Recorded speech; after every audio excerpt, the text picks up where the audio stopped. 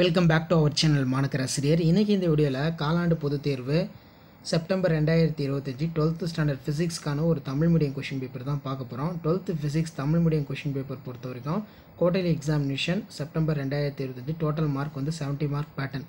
So 70 மார்க்கில் தான் உங்களுக்கு எக்ஸாம் நடக்கும். இன்டர்னல் அசஸ்மெண்ட்டு ப்ராக்டிக்கல் வந்து பார்த்தீங்கன்னா உங்களுக்கு இருக்கும் 30 மார்க்கு. இதில் நமக்கு பேட்டர்ன் பொறுத்த வரைக்கும் பப்ளிக் பேட்டர்னை பேஸ் பண்ணி தான் குவார்ட்டர்லி நடக்கும். டைமிங் வந்து 3 hours தான். 1 மார்க் வந்து 15 1 மார்க் கேட்டிருக்காங்க. Tamil medium students book back வந்து நல்லா பார்த்து வச்சுக்கோங்க. ஸோ இதில் இருக்கக்கூடிய கொஷின்ஸ்லாம் 1 by 1 பார்க்கலாம். மறக்காத வீடியோ ஃப்ரெண்ட்ஸுக்கு ஷேர் பண்ணுங்கள். தொடர்ந்து நம்ம குவார்ட்டர்லி எக்ஸாமினேஷனுக்கான original question paper, model question பேப்பர்லாம் தொடர்ந்து அப்டேட் பண்ணிகிட்டே இருப்போம். So first of all 2 mark பொறுத்த வரைக்கும் 6 × 2 12. இதில் 19வது கொஷின் வந்து கட்டாயம் வந்து எழுதணும். நிலைமின்னியல் கூலும் விதியினை எழுதுக. மின்தடை எண் வரையறு. பெல்டியர் விளைவு என்றால் என்ன? அடுத்து பார்த்தீங்கன்னா ப்ளம்பிங் இடக்கை விதியினை எழுது. ஏற்று மின்மாற்றி இறக்கு மின்மாற்றி வேறுபடுத்துக. அகசிவப்பு கதிர்களின் பயன்களை எழுது.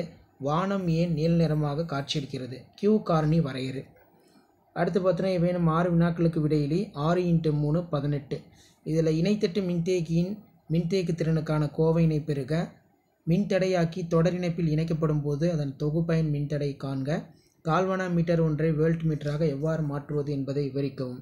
நெக்ஸ்ட் வந்து பார்த்தீங்கன்னா ஒரு சுருள் உள்ளடங்கிய பரப்பை மாற்றுவதன் மூலம் ஒரு மின்னியக்கு விசையினை எவ்வாறு தூண்டலாம்? மின்காந்த அலைகளின் பண்புகளை கூறுக. ஸோ அதுக்கு கீழே முழு அகை எதிரொலிப்பு என்றால் என்ன?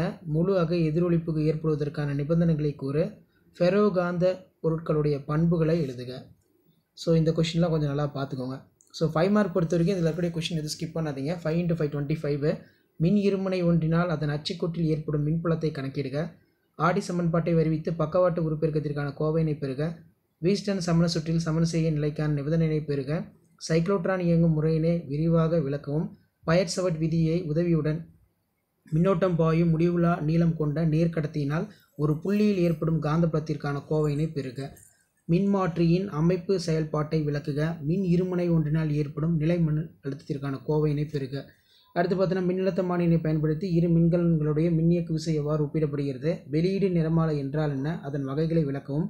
ஒரு காந்தப்புலத்தில் கம்பி சுருளின் ஒரு சுழற்சி மாறு திசை மின்னியக்கு விசையின் ஒரு கற்றை அப்படின்னா சுற்றை தூண்டுவது என்பதை கணிதலாக்க காட்டுக. ஸோ இதான் 12th standard physics quarterly examination September 2025க்கான கவர்மெண்ட்டோட ஒரிஜினல் கொஷின் பேப்பர். ஷேர் பண்ணுங்கள், சப்ஸ்கிரைப் பண்ணுங்கள். தேங்க்யூ.